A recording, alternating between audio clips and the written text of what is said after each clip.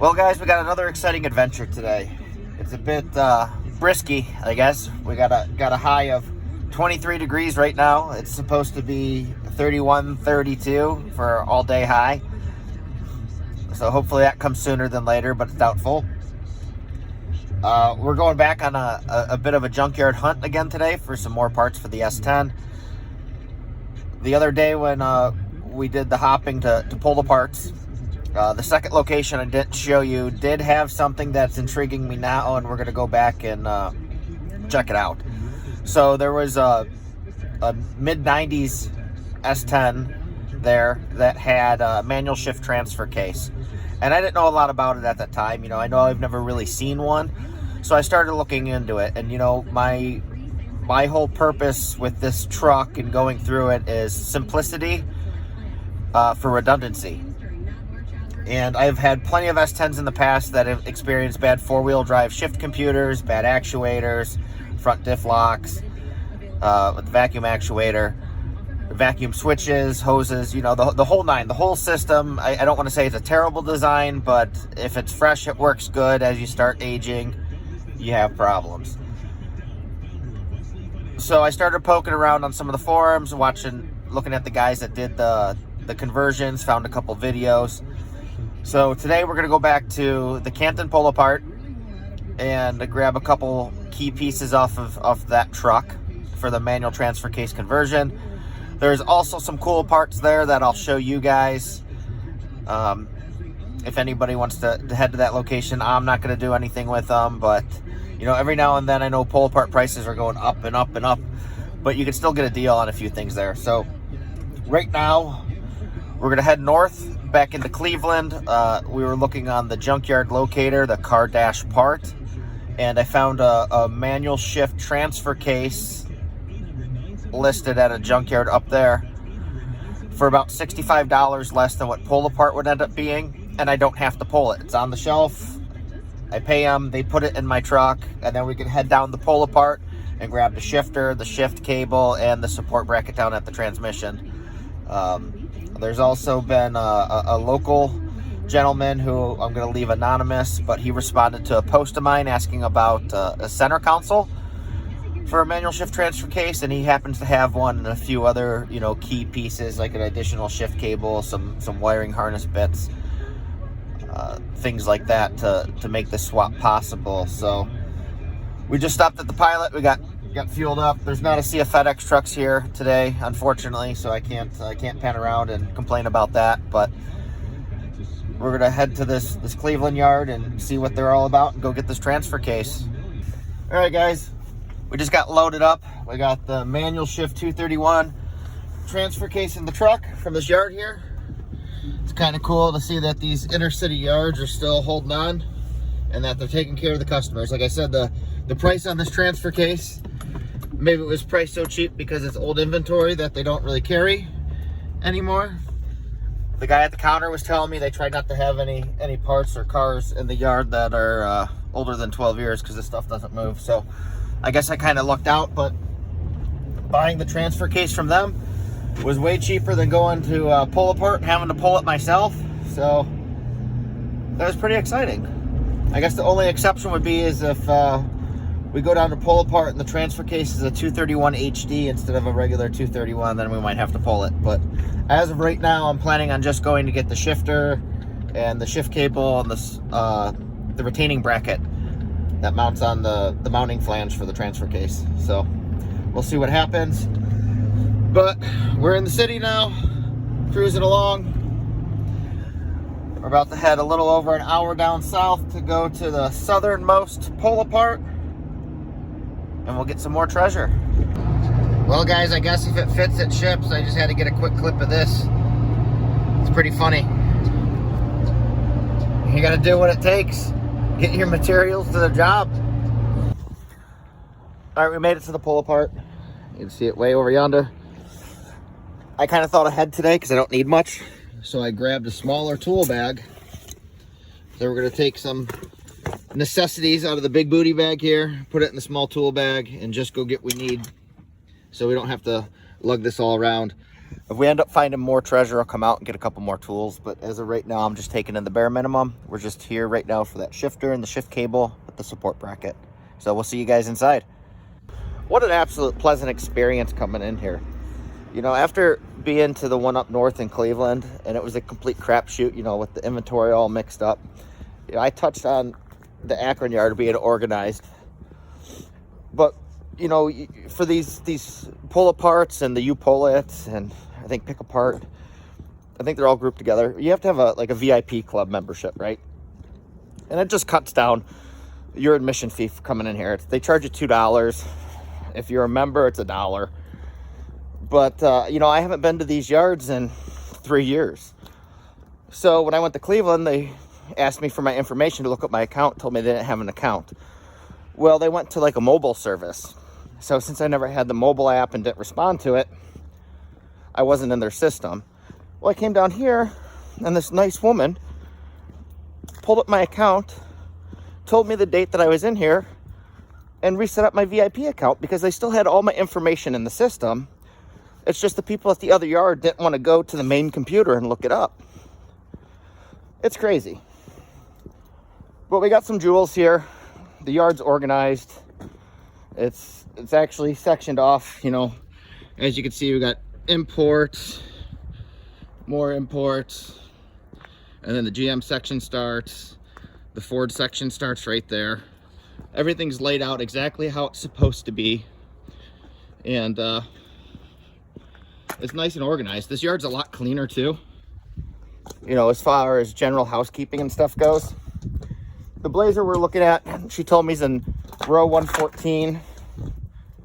I'm gonna take a small side trip down here. There's a truck towards the end that had some cool stuff on it that I want to show you guys really quick. So when I find it again in this sea of awesomeness, I'll give you a sneak peek. All right, we made it to this truck. So this is a beater 2-wheel drive, but it has a hard fiberglass ARE tonneau cover. You know, that's 65 bucks. It's actually pretty nice. But what I've been going back and forth about on this truck are those guys. Look at these billet aluminum fluted wheels. Granted, it's missing one center cap. So there's 3 center caps here. There's 2 on wheels, 1 in the bed. But man, these things will polish up really nice. And they almost look like they'd be a good offset to put on the 4-wheel drive truck and not stick out all crazy. I don't know what those are worth or if they're worth to buy. You know, I'd imagine they're a pain in the butt to keep clean. Obviously, they need sanded and polished again.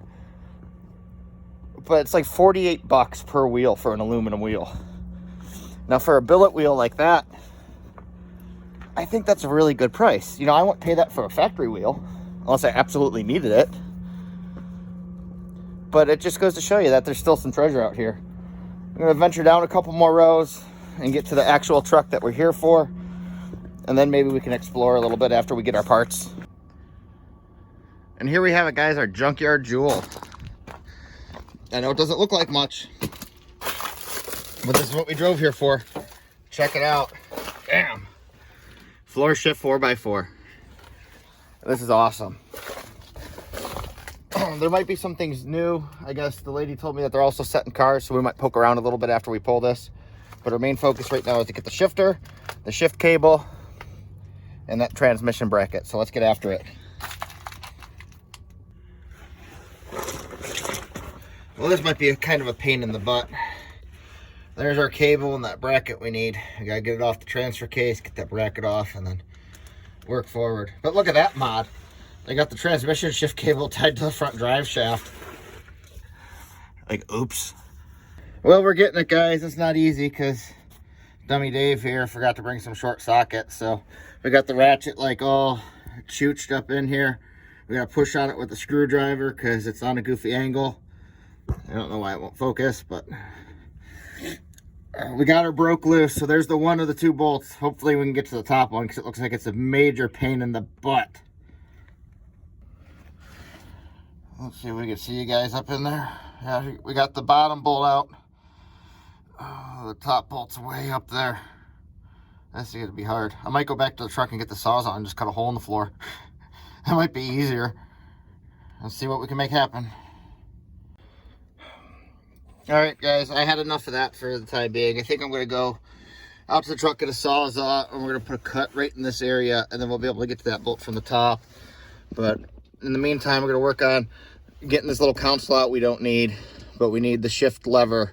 So we got to pull the knob off. There's a lock clip on this back side here. We got to snake out, pull the knob out, and then we can get this bottom tray off and work on where the cable passes through the floor like this and then wraps around underneath. I don't even know if this cable is good, but with how often you don't see any of these and you come across one, I need the shifter anyway, so I might as well pull the cable, and I need that bracket on the transfer case. So it's all kind of related. You know, let's see what we can make happen here. All right, we got the knob off. As you can see, it's just this little clip, right? So it sticks down in there, and that's what holds the knob on. So we had to push the knob down, pull the clip out. Knob pulled out. There's not much to it. Okay, now that the little console's off, we're going to pull the clip for the shifter cable, get the shifter cable off the shifter, and then it's just two 10 millimeter, well, I guess 6x1 millimeter studs with a 10 millimeter drive nut on them to pull the shifter assembly out. And then the cable, we'll have to move the carpet out of the way, passes through up here. We'll get that unbolted, and then maybe go back to the truck and grab some more tools so we can get that lower bracket off, and then we'll reassemble everything once it's out so we could just buy the shifter with the shift cable. All right, we got one more nut here to get off, and then I'm hoping that this whole shebang pulls out of here.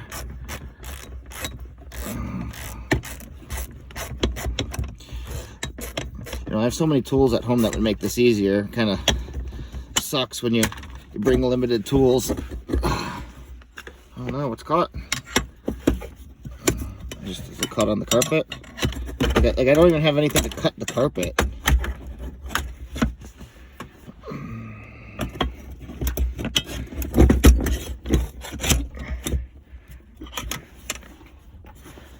Yeah, that's what it is. It's caught on the carpet. Out. What's up here? Oh, I guess we got to pull the whole bracket for the shifter assembly. I thought it was individual pieces. One more nut. Stand by. We'll get her going. Hopefully that'll do it. I broke the clip end on the shifter cable. The shifter cables have been long discontinued, but I guess you could use a bushing for a Jeep, and it's like a file fit. You know, you have to turn it down a little bit and do some work. Get this last nut off here. Yeah, look at that. Awesome. Oh, the cable's stuck. And there's our whole shifter assembly. And we'll put the knob back on it, work on the cable, and go to the truck, get some more tools, and come back.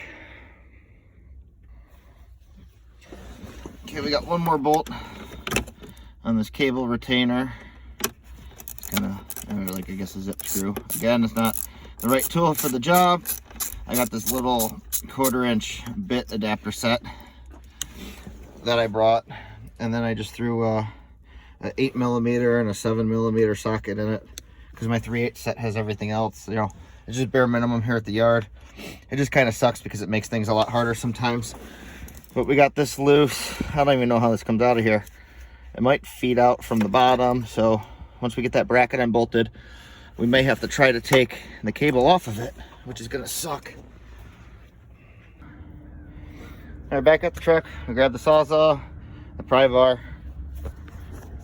Now let's cut this floor and make this happen. And we're back. Whew. That was a walk, even carrying this little bag. So I think what we're gonna do, we'll get the Sawzall loaded up. We're gonna stick the blade in this cable hole here, and we'll do a slice down the side, come across the back and cut this way, and then maybe do a relief cut up front here. But we'll get the pry bar in there, fold that over, because that bolt we need to get to sits like right here. And that way we don't gotta try to take this cable off of the bracket underneath, and we could just pull the whole thing out. So let's see what kind of mess it may make, and if we can get it out. All right, we came over to the passenger side and did our cut front to back. Now let's see if we can open this up a little bit.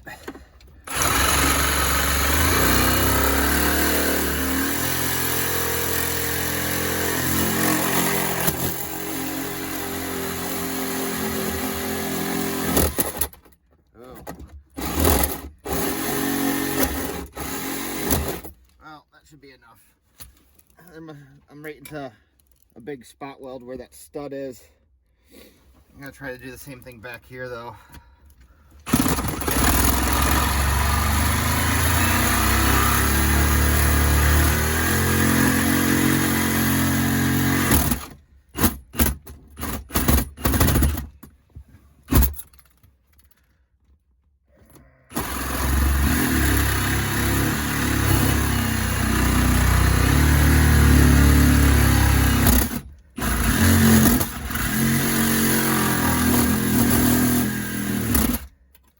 Doesn't help that this blade is absolutely wasted. I got a better one, but I don't really want to screw it up just in case we had emergency. Well, hopefully that's enough. Let's see here. So we get the pry bar in here and make this guy talk.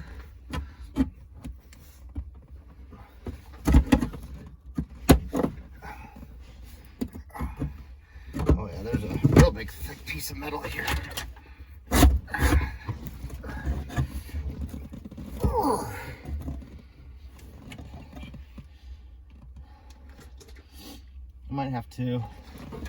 Might have to try to slice it sideways.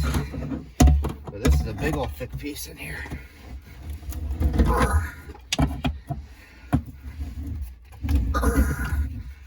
Wow. It's taking all my guys. Yeah, we're gonna have to try to cut that a little more.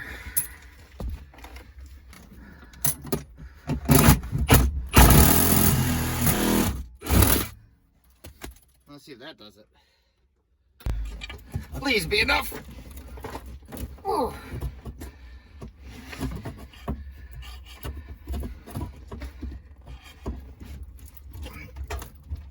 Can we get the ratchet in here? I can't even see where I gotta go. Oh yeah, it's right there. Got my finger on it. I think we can do that. I think we can do that. Need an extension.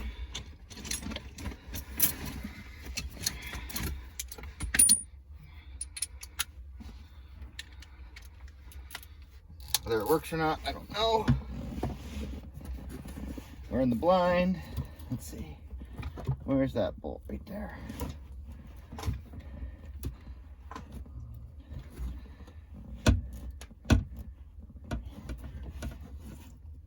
Oh, we're next to it. Come over this way. Yeah, there we go. Look at that. Please work. Oh, yes. Oh, yes. Try not to cut my hand off here. This stuff's razor sharp.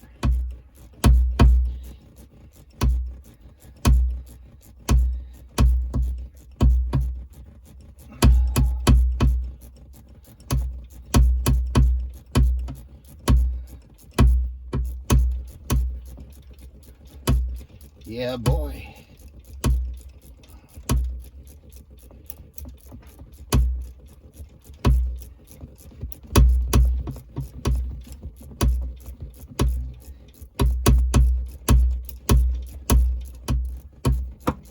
I hope this is just 2 bolts. I don't even really know what this whole bracket looks like. Oh, finger tight.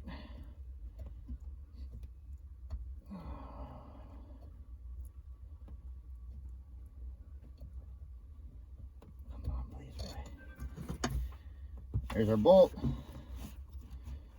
Oh, the bracket's loose. Sweet. Let's try to get this cable out of here.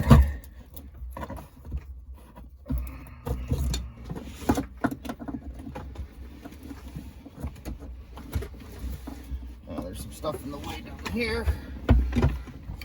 The pry bar can't fix.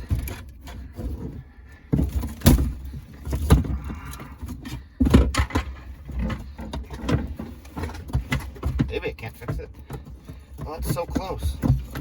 Can we drop it to the bottom?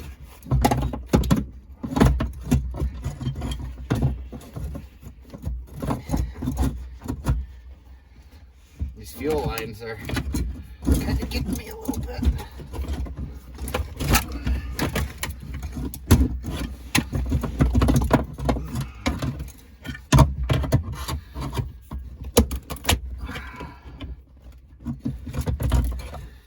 Will that do it? Come on. Up, up. A little bit of Tetris. Oh, we got it. And our bracket. Awesome. Now I'll put this cable back on the shifter. And we'll have a floor shifter and shift cable assembly. So there's our shifter and cable assembly all back together. You know, I said to be careful, you know, the floor's sharp. And of course, when I clean up, I nipped my finger just a little bit. Figures. We're gonna get a little bit of tools put away. We got this shifter assembly. I might check out, leave the tools in the truck, and then come back in for a little bit and see if there's any other last little like bits of treasure we can find. All right, we're back to the truck now. That's a great buy. It was 25 bucks plus tax and whatever their environmental fee. It ended up being $29, so call it 30 bucks. So we got the transfer case, floor shifter, the cable, and the bracket. That's very elusive. I say that's a good day, considering we got our manual shift transfer case. That ended up being $95 because I had a core charge on it and the tax. But there that guy is, designated by the shift lever with the pin. And it's a 231. And from what I read, I can buy the 231 HD rebuild kit and put that chain and gear set in here. I don't think I need to do that, but it's nice to have that option, I guess. And then all the rest of our crap from the other day still floating around in the truck, sliding, making a mess. I think we're gonna go back into pull apart here and just walk the GM section and see what else we can find. There was a couple stick shift NV3500 trucks that I wanted to take a gander at. You know, we're not getting that involved today, but they're moving a lot of inventory around, so I kind of want to get a peek and see if they stick out anything new. Well, guys, we made it to the last GM row. I came back in here because I wanted to look at an NV3500 truck. There's a row that's completely empty of inventory that they moved today. They get sent out to be crushed, and I'm assuming it's in there because I didn't see it. But there's a Blazer I was talking about that had some 3110.5s on it with some steel wheels that were a little rusty that I thought we could be able to get really cheap and clean up and repaint them. And here they are. Steel wheels here with all the fees are like $18 a piece.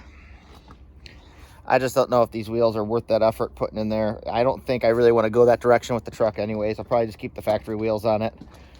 But it goes to show you that there's still, you know, good finds. You know, I believe we had a successful day here. You know, we came for the rest of our manual transfer case parts, and we were able to get the shifter, the cable, and the cable bracket. So I'm going to call that a win. We have a console and another cable and some miscellaneous parts coming.